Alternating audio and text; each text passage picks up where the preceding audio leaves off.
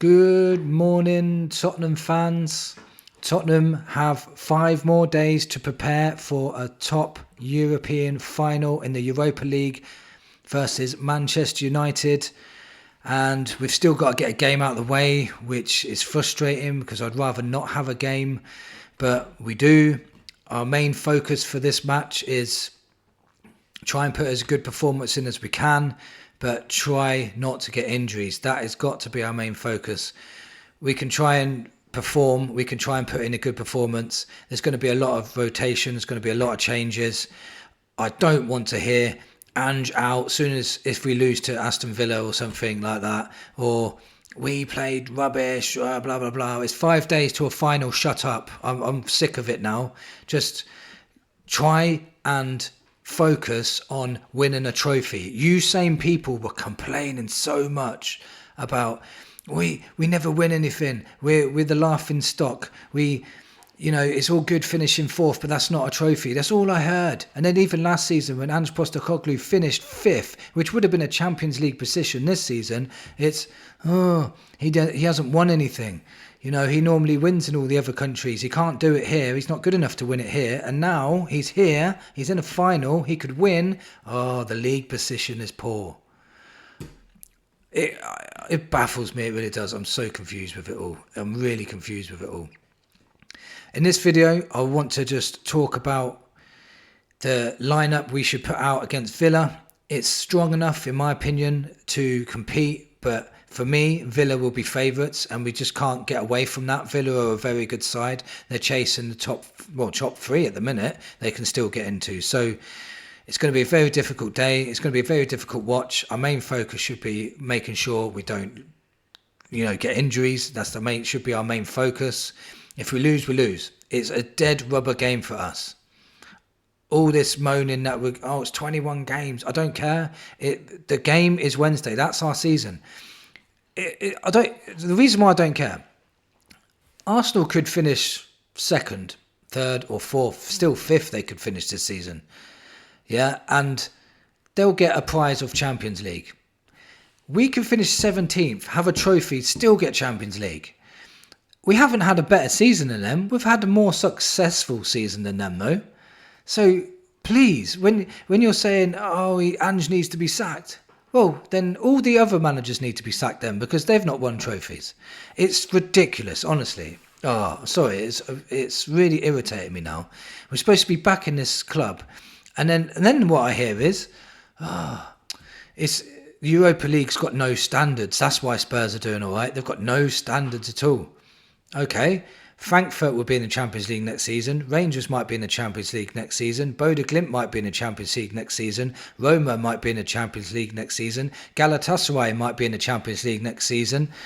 Bilbao might be in the Champions League next season. So is the Champions League weaker now? Is that what we're saying? Because it's ridiculous. It's an easy run, no competition. That's why Spurs are in the final. Of course it is. If no one said anything about Chelsea having their easy run to their final, no, Chelsea have done really well. So it's because it's Tottenham we're getting all this stick, and the rival fans are absolutely jealous because Spurs can win a trophy and their team are going to win nothing. Well, all the other teams apart from Arsenal. So Arsenal fans are absolutely terrified of us winning a trophy. So they have to spread things like it's a weak competition. If that's so, every season going forward now, because Spurs are probably going to finish 17th this season, every season going forward now, I want a Premier League to win the Europa League. If they don't, then they've had a really crap season. They have to win it every year now. That's what I'm saying. But you know for a fact, if there was a Brighton in the Europa League and they won the Europa League next season, I would say it's a great achievement. Everyone else would say it's a great achievement. But when it's Spurs, no, it was easy. It was too easy. It really annoys me. I'm sorry. I think you can tell I'm a bit vented about this. I'm just watching so many channels and all they're doing is putting down the Europa League. It's insane. It really is. When you should be celebrating a trophy for the first time in many, many years. Our last trophy was a League Cup. Come on. This is a European trophy. Anyway, the team I would put out against Villa to try and compete. I've also got someone that people have probably forgotten about that I would put in as well. So in goal, I'd put Kinksky. Good on the ball. He done some very, very good saves in the last game that he played against Crystal Palace. He kept it down, to be honest. The score could have been a bit more. Then I would put right back, I'd put Jed Spence. And if you're thinking, Jed Spence? Just hear me out. Jed Spence at right back. Then at right centre back, I'd have Kevin Danso. Left centre back, Davis. And left back, I would have Reguilon. Reguilon is still in the squad. He's fit. He's got Premier League experience. He's not a bad player in my opinion. I don't think he's that bad. And he can give your doggy a rest as well. And then that means Porro and your doggy get rest. Don't risk them injury before Wednesday. So moving on into midfield. Now because we've got Spence at right back and Reguilon at left back, we can put Gray in the midfield. Yes, he hasn't been great lately, but he's only going to get better with more game time in the middle, and that is his preferred position. So put Gray in the 6. In the 8, I'd put Ulusesi. When I was watching the training sessions, I saw Ulusesi, I saw Ajayi, I saw Moore. They're all training with the first team. So I'm assuming Ulusesi will get that number 8 role, but if he don't, maybe Sarr will. Then in the 10, I'll put Ajayi. When he came on against Elfsborg that time, came on and scored near enough straight away, he looked pretty decent to me. So put him in the number 10 role. He will work. Him and Ulusesi will run their asses off for Spurs. You know, they will put the effort in, and maybe it might be a hidden gift to have them two in the middle, just running around trying to get the ball back. Then left forward, I would put Sonny only because he needs game time. Anja said it himself. He needs to try and get match fit, ready for Wednesday. So he only plays Sonny for a half, I reckon. But let's see how he goes. Maybe play him in the second half. But for me, I'd start him, see how he is. Then on right forward, I'd put Mikey Moore. Mikey Moore, you know, I've seen flashes of really good things from him.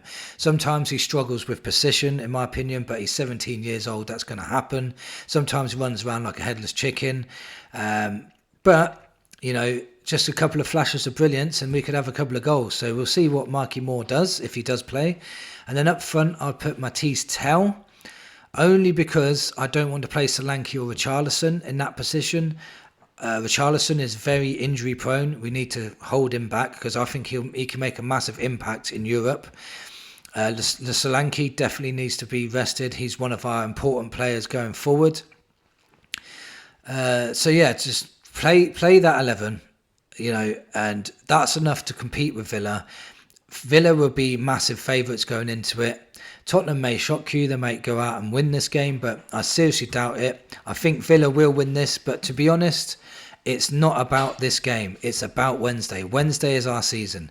Wednesday, we will be getting European football if we win, and Champions League football if we win, and a trophy. A trophy, more than anything, is the most important thing about Wednesday.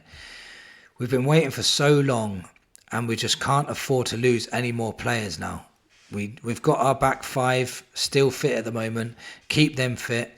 You know, keep Bentancur fit, keep Biss fit, keep Sarr fit. We're going to need them all. We're going to need them. Because it's not just the first 11 we're going to need against Manchester United. We're going to need the subs that come on too. We're going to need at least 14, 15, 16 players to really, you know, push Man United right for 90 minutes. That's what we need to do. So that's about it, really. So that's the lineup I'd go to. Sorry about the rant at the beginning.